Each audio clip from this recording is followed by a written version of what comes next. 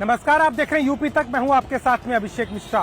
उत्तर प्रदेश में आज बसपा ने एक नए कार्यक्रम की शुरुआत की, जिसके तहत अयोध्या में पार्टी के महासचिव सतीश चंद्र मिश्रा पहुंचे और उन्होंने वहां पहुंचकर ब्राह्मण सम्मेलन की शुरुआत की।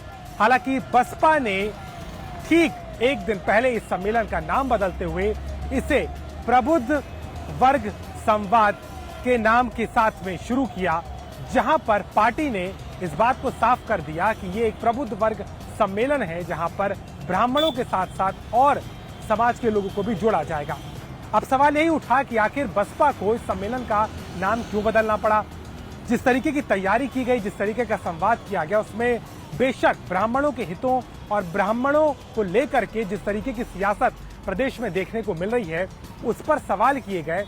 लेकिन बसपा ने ब्राह्मण सम्मेलन के नाम से जिस तरीके से इसको शुरुआत की थी, और खुद बहुजन समाजवादी पार्टी की मुखिया मायावती ने इस बात का ऐलान किया था, लेकिन बाद में इसको बदल करके प्रबुद्ध वर्ग संवाद कर दिया गया। इसके कई कारण माने जा रहे हैं, जिसमें पहला कारण यह है कि दरअसल उत्तर प्रदेश में हाईकोर्ट के एक फैसले के मुताबिक कोई भी जाति के आधार पर सम्मेलन नहीं कराया जा सकता।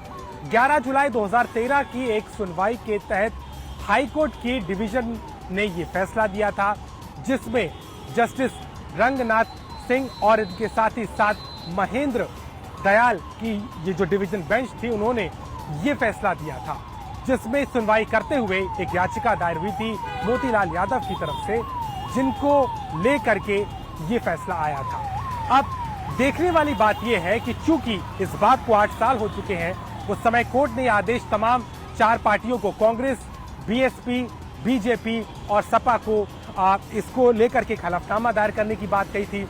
हालांकि आज तक किसी पार्टी ने इसको लेकर के हलफनामा दायर नहीं किया है, लेकिन इस बात को मानते हुए कभी भी इसका उल्लंघन नहीं किया गया। यही कारण है कि इस सम्मेलन को करने के बाद जब जिसका विचार आया, इसकी बात सामने आई, तो इस तरह की आवाजें उठने लगी और बसपा के मंसूबों पर सवाल करने खड़े हो गए, जिसको लेकर के ये फैसला बदलना पड़ा और कहीं ना कहीं इसका नाम प्रबुद्ध वर्ग संवाद करना पड़ा। इसके साथ ही साथ एक और बात ये देखी जा रही है, क्योंकि ब्राह्मणों को लेकर के बीएसपी के महासचिव ने बातें कही, लेकिन उनका मानना यह भी था कि वो बाकी जातियों को भी इसके साथ जुड़ना चाहते थे, जिसमें खास तौर पर सवर्ण जातियां शामिल हैं। हालांकि उन्होंने शुरुआत अयोध्या रामलला के मंदिर में दर्शन कर, हनुमानगढ़ी पहुंचकर और फिर सरयू में दुग्धाभिषेक करके की। इसके बाद ये कारवां आगे भी बढ़ेगा और जनपदों में वो जाएंगे, जिसमें दूसरे चरण में ये शुरुआत करने वाले हैं वाराणसी से।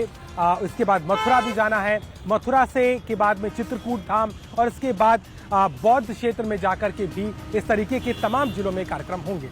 लेकिन एक बात तो साफ है कि इस नाम से कहीं ना कहीं बीएसपी ने भले ही ब्राह्मणों के हितों की बात की हो, लेकिन सियासत भी इस पे जोरों से शुरू हो गई।